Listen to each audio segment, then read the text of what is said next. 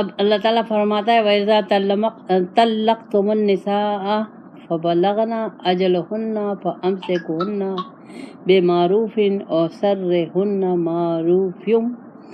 اب یہ دوسری طلاق کے بارے میں ہے، یعنی ایک طلاق دی تو اس میں تو اگر وہ رجوع کر لیا تو اس میں تو کوئی نکاح نہیں ہے، لیکن یہ دوسری طلاق ہے، دوسری طلاق دی ہے تو اب وہ نکاح دوبارہ نکاح کو تازہ کرے گا اور اس کو رکھے گا۔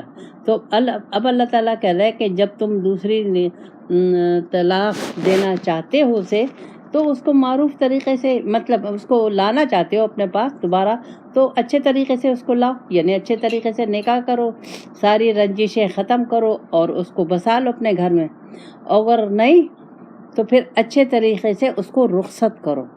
اچھا طریقہ کیا؟ احسان کے ساتھ اور بغیر کسی تکلیف پہنچائے ہوئے اس کو اچھے طریقے سے رخصت کرو۔ ولا تمسکوہن ضرارا لتعتدوا، اللہ کہتا ہے مردوں سے کہ تم اس کو تکلیف پہنچانے کے لیے اس کو روکو نہیں، یعنی تم اسے چاہتے ہو کہ اسے میں تکلیف پہنچاؤں تو اس وجہ سے تم نے اس کو رکھا ہوا ہے، اسے آزاد نہیں کر رہے، اور اس کو تم ایک دفعہ طلاق دی تو پھر دوسری دفعہ دی، اب تم اس کو تیسری طلاق نہیں دے رہے تو روکا رکھا ہوا ہے۔ کیوں؟ تاکہ وہ اس کو تکلیف پہنچے اور اس کو ہر طریقے سے اس کو آپ لوگوں کو معلوم ہے کیسے تکلیفیں دی جاتی ہیں۔ تو اللہ کہہ رہا ہے اگر تم تکلیف دو گے اور اس نیت سے اس عورت کو آزاد نہیں کرو گے تو یہ تم اپنے ساتھ زیادتی کرو گے۔ وَمَن يَفْعَلْ ذَلِكَ فَقَدْ ظَلَمَ نَفْسَهَا، جو کچھ تم کرو گے وہ ظلم تم اپنے اوپر کرو گے۔ یہ اللہ تعالیٰ نے صاف بات بتا دی۔ اللہ کہتا ہے وَلَا تَتَّخِذُوا آیَاتِ اللَّهِ هُزُوًا وَاذْكُرُوهُ، اللہ کہتا ہے میری آیتوں کے ساتھ مذاق مت کرو، یعنی مذاق کا مطلب ہے کہ اپنی مرضی مت استعمال کرو، جو میں نے حکم دیا اس کو پورا کرو اور اس کے مطابق عمل کرو۔ وَاذْكُرُوا، یاد کرو نعمت اللہ علیکم، میں نے تم پر نعمت دی، تمہیں ایک نعمت دی۔ سب سے بڑی نعمت کیا ہے اللہ کی کہ اللہ تعالیٰ نے ہمیں مسلمان فیملی میں پیدا کیا، مسلمان ملک میں پیدا کیا، مسلمان گھرانے میں پیدا کیا۔ پھر اللہ کہتا ہے وَمَا أَنزَلَ عَلَيْكُم مِّنَ الْكِتَابِ، میں نے تم پر اپنی کتاب نازل کی، وَالْحِکْمَتِ، خالی کتاب ہی نازل نہیں کی بلکہ اس میں جو حکمت، دانائی، جو نور ہے وہ میں نے تمہیں دیا۔ یعظکم بہ، یہ میری تم میں نصیحت ہے کہ تم اسے لے لو۔ واتقوا اللہ، ڈرو۔ وَاعْلَمُوا، میں جانتا ہوں، ان اللہ بکل شیء علیم، کوئی چیز بھی مجھ سے چھپی ہوئی نہیں ہے، سب کچھ جانتا ہوں۔ اب یہاں اللہ تعالیٰ اب ہمیں یہ سمجھنا ہے اور عورتوں کو زیادہ طریقے سے سمجھنا ہے کہ جب شوہر ایک دفعہ طلاق دے دے تو 3 مہینے کے اندر وہ دوبارہ رجوع کر سکتا ہے بغیر کسی نکاح کے۔ اب اللہ تعالیٰ کہہ رہے ہیں اگر 3 مہینے کے لیے رجوع نہیں کیا تو اب دوسری طلاق شروع ہو جائے گی، تو اب یہ دوسری طلاق کے 3 مہینے ہو جائیں گے تو اب اس نے رجوع نہیں کیا تو اب وہ رجوع کرنا چاہتا ہے 6 مہینے کے بعد، تو اللہ تعالیٰ اس سے کہہ رہا ہے کہ تم اب نکاح کو تازہ کرو۔ اور وَعَلَى الْمَوْلُودِ لَهُ قِسْوَتُهُنَّ وَكِسْوَتُهُنَّ بِالْمَعْرُوفِ، لیکن وہ جو دودھ پلائے گی اس کا جو شوہر ہے، جو اس کو طلاق، جس نے اس کو طلاق دی ہے اور بچہ، اس کے بچے کو وہ دودھ پلا رہی ہے، تو وہ اللہ تعالیٰ کہہ رہا ہے کہ اس کو کھانے کا بھی وہی بندوبست کرے گا اور کپڑوں کا معروف، یعنی حسب توفیق، حسب رواج، حسب طاقت۔ لا تکلف نفس الا وسعها، کسی پر اللہ تعالیٰ نے بوجھ نہیں ڈالا۔ اب یہ نہیں ہو سکتا کہ کوئی غریب ہے تو غریب مرد ہے تو اس پہ مالدار مردوں کی طرح بوجھ، یعنی زیادہ اس سے ڈیمانڈ کی جائے، یہ اس پہ نہیں۔ اسی طرح اگر مالدار ہے تو یہ نہیں ہو سکتا کہ اسے غریبوں، اس عورت کو غریبوں کے ساتھ نفقہ دیا جائے۔ اللہ تعالیٰ نے اللہ کہہ رہا ہے جس کی جو طاقت ہے اس کے مطابق دے گا۔ لا تضار والدۃ بولدہا ولا مولود لہ بولدہ، اللہ کہتا ہے اس بچے کی وجہ سے اس کی ماں کو تکلیف نہیں دی اور نہ بچے کی وجہ سے باپ کو تکلیف دی جائے گی کسی قسم کی. یعنی یہ نہیں ہو سکتا کہ بیوی بچے کی وجہ سے اپنے سابقہ شوہر کو تکلیف دے یا شوہر اپنی سابقہ بیوی کو تکلیف دے بچے کی وجہ سے. وَعَلَى الْوَارِثِ مِثْلُ ذَلِكَ، اگر باپ نہیں ہے تو اس کے جو وارث ہیں چچا دادا جو بھی ہیں وہ بھی اسی حکم کے تحت ان کو بھی یہی کرنا پڑے گا. پھر فَإِنْ أَرَادَ فِصَالًا عَنْ تَرَادٍ مِّنْهُمَا وَتَشَاوُرٍ فَلَا جُنَاحَ عَلَيْهِمَا، اگر وہ میاں بیوی اس کی سابقہ بیوی اور شوہر راضی ہوں بچے کو دودھ چھوڑانے پہ، یعنی 6 مہینے کے بعد دودھ چھوڑا دیا جائے تو کوئی گناہ نہیں ہے آپس میں مشورے کے ساتھ. وَإِنْ أَرَدْتُمْ أَنْ تَسْتَرْضِعُوا أَوْلَادَكُمْ فَلَا جُنَاحَ عَلَيْكُمْ وَإِذَا سَلَمْتُمْ مَا آتَيْتُمْ مَعْرُوفًا، اور اگر وہ جو آدمی ہے بچے کا جو باپ ہے اگر وہ کسی دائی کو مقرر کرے تو اس پر گناہ نہیں ہے، لیکن اس کو اس کے ساتھ جو معاہدہ ہوا ہے معروف طریقے سے اس کا بھی نان نفقہ سب کچھ وہ دے گا. واتقوا اللہ، اللہ کہتا ہے ڈرو مجھ سے. وَاعْلَمُوا، میں جانتا ہوں، ان اللہ بما تعملون بصیر، جو کچھ تم کر رہے ہو وہ میں دیکھ رہا ہوں اور جانتا ہوں اچھے طریقے سے. کیا اس کا کیا مطلب ہے؟ یہ تو اللہ تعالیٰ نے ایک قانون بتا دیا ہے، اس کی خلاف ورزی نہیں کرنی. جو بھی اس کی خلاف ورزی کرے گا عورت کی طرف سے یا شوہر کی طرف سے اللہ تعالیٰ اس کی گرفت کرے گا. کیوں کہ یہ معاشرے کے ایک ایسے مسائل ہیں جن کی وجہ سے بہت زیادہ فساد پھیلتا ہے. تو اللہ تعالیٰ نے کھول کر ایک چیز بتا دی کہ اس کے مطابق زندگی گزارو. اگر اختلاف ہو جائے اور بچہ ہے تو پھر تم لوگوں کو یہ طریقہ اختیار کرنا ہوگا. پھر اللہ تعالیٰ فرماتا ہے، اب دوسرا اللہ تعالیٰ قانون بتا رہا ہے، طریقہ بتا رہا ہے. قانون ہے یہ اللہ کی حدود ہیں، اس کو پورا کرنا ہوگا اور ہمیں سمجھنا ہوگا. پھر اللہ تعالیٰ فرماتے ہیں وَالَّذِينَ يَتَوَفَّوْنَ مِنْكُمْ وَيَذَرُونَ أَزْوَاجًا يَتَرَبَّصْنَ بِأَنفُسِهِنَّ أَرْبَعَةَ أَشْهُرٍ وَعَشْرًا، اگر کوئی مرد فوت ہو جائے، شوہر فوت ہو جائے اور بیوی رہ جائے تو بیوی کو 4 مہینے 10 دن عدت کے گزارنے ہیں.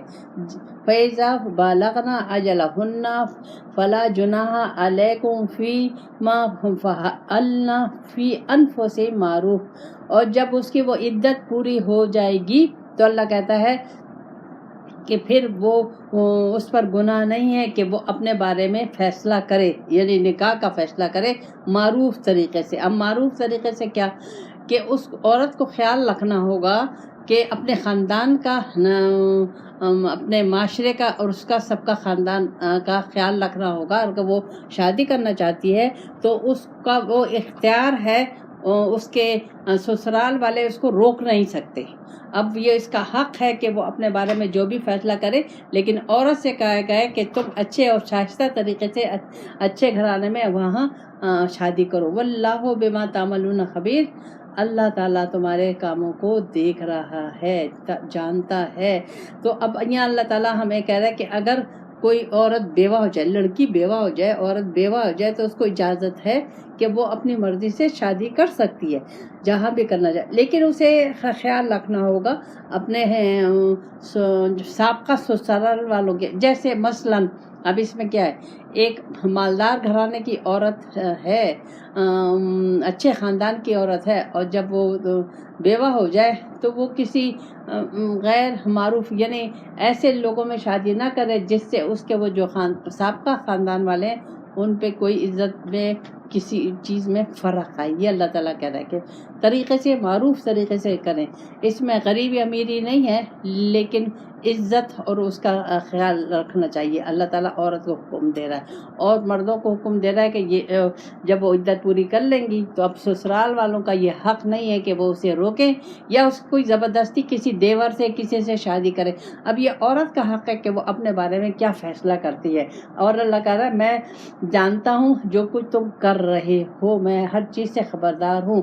یہ اللہ تعالیٰ بار بار کیوں کہ جس کے دل میں اللہ کا خوف ہوگا، جس کا اللہ اور رسول کے حکم کے مطابق زندگی گزارے گا، تو وہ تمام کام اللہ اور رسول کے حکم کے مطابق کرے گا۔ اب اس وقت معاشرہ دیکھیں وہ تو بالکل ہی نکلا ہوا ہے، اس لیے تو ہم اللہ اور رسول سے دور ہیں، تو ہم تو وہ اللہ کے قانون کو فالو ہی نہیں کر رہے، جانتے ہی نہیں ہیں، کچھ بھی نہیں جانتے، نہ عورتیں جانتی ہیں نہ مرد جانتے۔ تو ہمیں یہ جاننا چاہیے، یہ صرف ملاؤں کا کام نہیں ہے کہ وہ جانیں، یا علماؤں کا کام نہیں ہے، یہ صرف پیروں کا کام نہیں، یہ ہر عورت کو جاننا چاہیے، ہر مرد کو جاننا چاہیے کہ اللہ نے کیا حکم دیا ہے۔ اسی لیے قرآن کی طرف ہمیں واپس آنا ہے تاکہ ہم سمجھیں ہر چیز کی اللہ تعالیٰ حساب کتاب لے گا، ہر چیز کا پوچھ گچھ ہوگی۔ ایسے ہی اللہ تعالیٰ نے پیدا نہیں کیا، یہ قانون جو اللہ نے ہم پہ نافذ کیے ہیں اس کے بارے میں پوچھا جائے گا، اور ہم مسلمان تو آج کل اس قانون سے نکلے ہوئے ہیں۔ اللہ تعالیٰ خیر کرے۔ آگے اللہ تعالیٰ فرماتا ہے، اب ایک اور گناہ کی طرف اور اللہ کی نافرمانی کی طرف اللہ تعالیٰ اشارہ کر رہا ہے۔ اللہ کہہ رہا ہے وَلَا جُنَاحَ عَلَيْكُمْ فِيمَا رَدْتُمْ بِهِ مِنْ خِطْبَةِ النِّسَاءِ أَوْ أَكْنَنْتُمْ فِي أَنفُسِكُمْ۔ اللہ کہہ رہا ہے اگر کوئی عورت بیوہ ہو جائے تو تم اس کے نکاح کا پیغام مت بھیجو۔ نکاح کا جب وہ عدت میں ہے تو تم اس کو نکاح کا پیغام نہیں بھیج سکتے۔ او اکننتم فی انفسکم، تم اپنے دل میں تو خیال رکھ سکتے ہو، یعنی دل میں تو یہ چیز رکھ سکتے ہو کہ جب اس کی عدت پوری ہو جائے گی تو میں اس سے نکاح کر لوں گا، لیکن عدت کے دوران تم اسے نکاح کا پیغام نہیں بھیج سکتے۔ علم اللہ انکم ستذکرونہن ولکن لا تواعدوہن سرا الا ان تقولوا قولا معروفا۔ اللہ کہتا ہے میں جانتا ہوں کہ تم اس سے اشاروں میں بات کرتے ہو، اگر تم اشاروں میں بات کرو لیکن کھل کے اس سے کوئی وعدہ وعید نہیں کرو، بلکہ معروف طریقے سے، یعنی اگر معروف طریقہ کیا کہ ایک عورت بیوہ ہوئی ہے اور وہ عدت میں ہے تو اللہ تعالیٰ منع کر رہا ہے کہ اور مرد جو دوسرا مرد جو چاہتا ہے اس کو، یا کوئی اور یا عورت بہت اچھی ہے اور ہزاروں مرد اس سے شادی کرنا چاہتے ہیں، تو اللہ تعالیٰ ان مردوں کو کہہ رہا ہے کہ تم ان سے نکاح کا، جب وہ عدت میں ہے نکاح کا پیغام مت بھیجو۔ اپنے دل میں بات رکھ سکتے ہو، اگر تم خواہ کوئی بات کرنا بھی چاہتے ہو تو تم معروف طریقے سے، یعنی کسی کے ذریعے تم یہ پیغام بھیج سکتے ہو کہ مجھے اس ٹائپ کی، اس عادت کی، ایسی عورت چاہیے، مجھے ضرورت ہے، اور مطلب اشارے میں تم اپنے کسی رشتہ دار کے ذریعے، کسی اور ذریعے سے معروف طریقے سے تم پیغام تو بھیج سکتے ہو، لیکن تم خود ڈائریکٹ اس سے نکاح کا نہیں کہہ سکتے، اور تم اس دوران نکاح نہیں کر سکتے۔ وَلَا تَعْزِمُوا عُقْدَةَ النِّکَاحِ، اللہ کہہ رہا ہے اس وقت تک تم نکاح نہیں کر سکتے حتیٰ یبلغ الکتاب اجلہ، جب تک وہ اپنی عدت پوری نہ کر لے۔ اللہ کہتا ہے وَاعْلَمُوا، جان لو، ان اللہ یعلم ما فی انفسکم، مجھے معلوم ہے کہ تمہارے دلوں میں کیا ہے۔ فاحذروا، احتیاط کرو، ڈرو، میرے حکم کی نافرمانی کرنے سے ڈرو۔ وَاعْلَمُوا، جان لو، ان اللہ غفور حلیم، میں معاف کرنے والا ہوں لیکن میں حلیم بھی ہوں، یعنی اگر تم نے میرے حکم کی خلاف ورزی کی تو اگر اور معافی نہ مانگی اور تم نے ایسے ہی میری آیتوں کا ہنسی مذاق کیا تو میں پکڑ بھی سکتا ہوں، لیکن یہ مجھے معلوم ہے کہ تمہیں کب پکڑنا ہے۔ اللہ کہہ رہا ہے حلیم ہے وہ۔ پھر اللہ تعالیٰ فرماتا ہے، اب اللہ تعالیٰ ایک اور نقطے کی طرف اشارہ کر رہا ہے جو واقعات ہوتے رہتے ہیں۔ اللہ کہتا ہے لا جناح علیکم ان طلقتم النساء ما لم تمسوہن او تفردوا لہن۔ اللہ کہتا ہے ایک نکاح، آدمی کا ایک نکاح ہو گیا لیکن ابھی اس نے عورت کو ہاتھ نہیں لگایا ہے اور نوبت آ گئی طلاق کی، تو اللہ تعالیٰ کہہ رہا ہے لیکن اگر اس نے کوئی مہر مقرر کر لیا ہے تو وہ مت ہن الموز، تو وہ اللہ کہہ رہا ہے وہ کچھ نہ کچھ اس میں سے اس کو دے، قدرہ المقتر قدرہ، کچھ نہ کچھ اس کو اس مہر میں سے اس کی مدد کرے. کیوں کہ اس کا نام تو آ گیا، نکاح تو ہو گیا تھا، نام تو لڑکی تو ایک طریقے کا دھبا تو پڑ گیا. تو اللہ تعالیٰ کہہ رہا ہے کہ اس کی عزت قائم رکھنے کے لیے اس مہر میں سے اس کو برتنے کے لیے اس کے اپنے طاقت کے مطابق اس میں کچھ نہ کچھ دے. مالدار اپنی حیثیت کے مطابق دے، غریب اپنی حیثیت کے مطابق. ماتان معروف طریقے سے، یعنی اگر مالدار ہے تو مالدار اپنی حیثیت سے اس مہر میں سے کچھ نہ کچھ اس کو دے گا. غریب ہے تو بھی وہ بھی دے گا اپنی طاقت کے مطابق. حقاً علی المحسنین، یہ اللہ کہہ رہا ہے متقی لوگوں پر فرض ہے. یہ بھلائی کرنا متقی اللہ والے جو لوگ ہیں، جو اللہ اور رسول کو جانتے ہیں، اللہ سے ڈرتے ہیں، تو ان پہ یہ ضروری ہے کہ وہ یہ بھلائی کریں. پھر اللہ تعالیٰ فرماتا ہے تھی اس میں ابھی مہر مقرر نہیں ہوا، لیکن پھر بھی اللہ تعالیٰ نے کہا کہ دیکھو تمہارا نکاح ہو گیا تھا لیکن تم نے ابھی مہر مقرر نہیں کیا تھا، تو اس میں سے تم عورت کو دو. اب اس آیت میں کہتا ہے وَإِن طَلَّقْتُمُوهُنَّ مِن قَبْلِ أَن تَمَسُّوهُنَّ وَقَدْ فَرَضْتُمْ لَهُنَّ فَرِيضَةً فَنِصْفُ ما فرضتم الا ان یعفوا ویعفوا والذی بیدہ عقدۃ النکاح. اللہ کہہ رہا ہے کہ اگر تم نے عورت کو ابھی ہاتھ نہیں لگایا لیکن تم نے مہر مقرر کر لیا ہے اور تم اس کو طلاق دے رہے ہو، تو اب تمہیں آدھا مہر دینا ہے، اس میں سے آدھا مہر تم دو گے. یا عورت کو اللہ تعالیٰ کہہ رہا ہے کہ اگر وہ اس سے آزادی حاصل کر، اس کو کہتے ہیں خلا، اگر وہ اس سے آزادی حاصل کرنا چاہتی ہے تو اسے چاہیے کہ وہ مہر اس کو چھوڑ دے. لیکن زیادہ اللہ تعالیٰ کہہ رہا ہے کہ جو مرد ہے اس کو وہ کرنا چاہیے. وَأَن تَعْفُوا أَقْرَبُ لِلتَّقْوَىٰ، مرد کو اللہ تعالیٰ کہہ رہا ہے کہ تم زیادہ اس کے ساتھ مہربانی کرو، اس کے ساتھ احسان کرو، تقوی کے قریب ہے. اگر تم اس کا خیال رکھو گے، اس کی عزت کا خیال رکھو گے اور اس کو اچھے طریقے سے رخصت کرو گے تو یہ تمہارے لیے بہتر ہے، تم تقوی کے قریب ہوگے. وَلَا تَنسَوُا الْفَضْلَ بَيْنَكُمْ، آپس میں